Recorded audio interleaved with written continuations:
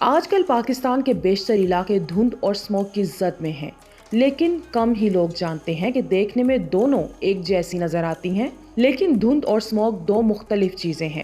Smog دھند سے کئی گنا زیادہ گہری ہوتی ہے اور تب بنتی ہے جب دھند میں دھواں شامل ہوتا ہے۔ جب ہوا میں نمی کا تناسب 100% ہو جائے تو اس کو سیر شدہ ہوا کہتے ہیں، جس کا مطلب ہوتا ہے کہ اب اس ہوا میں مزید آبی بخارات بننے کی گنجائش نہیں رہی۔ اس درجہ حرارت کو جس پر ہوا سیر شدہ ہوا میں تبدیل ہو جائے اسے نقطۂ شبنم کہتے ہیں۔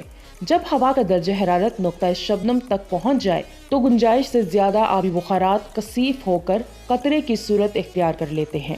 آبی بخارات کے قطرے میں تبدیل ہونے والے عمل کو عمل تکثیف کہتے ہیں۔ پانی کے یہ قطرے اتنے چھوٹے ہوتے ہیں کہ ہوا انہیں اٹھائے رکھتی ہے اور ان کو زمین پر گرنے نہیں دیتی۔ اگر تکثیف کا یہ عمل زمین کی سطح کے قریب ہو تو یہ کیفیت دھند کہلاتی ہے۔ اگر دھند زمین کی سطح سے کافی بلند ہو تو یہ بادلوں کی صورت میں ہمیں نظر آتی ہے۔ اوپر چونکہ درجہ حرارت زمین سے کافی کم ہوتا ہے، اس لیے پانی کے قطرے بھی نسبتاً زیادہ ہوتے ہیں، لہٰذا بادلوں اور دھند میں ایک فرق زمین سے بلندی کا ہے اور دوسرا فرق ہوا میں پانی کے قطروں کی مقدار کا ہے۔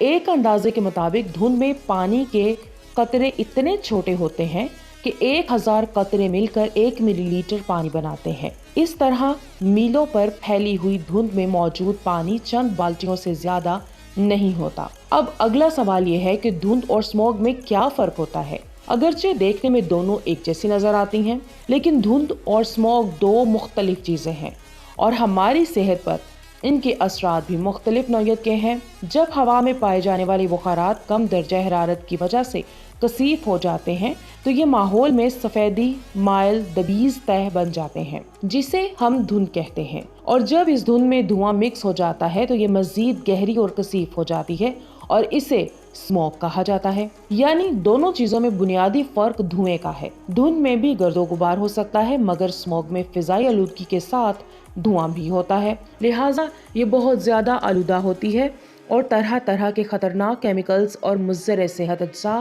اس میں موجود ہوتے ہیں۔ اسموگ میں سانس لینا بالکل اسی طرح ہے جیسے آپ سگریٹ نوشی کر رہے ہوں۔ اگر بظاہر فرق کی بات کی جائے تو دھند کا رنگ سفیدی مائل ہوتا ہے، لیکن اسموگ آلودگی اور دھوئیں کے باعث گہرے اور میلے رنگ کی ہوتی ہے۔ سورج نکلنے کے ساتھ دھند کم ہوتی چلی جاتی ہے، لیکن اسموگ دن بھر ماحول میں جوں کی توں موجود رہتی ہے۔ اس میں سانس لیتے ہوئے آپ کو آلودگی کا احساس بھی ہوتا ہے، جبکہ آنکھوں میں بھی جلن محسوس ہوتی ہے۔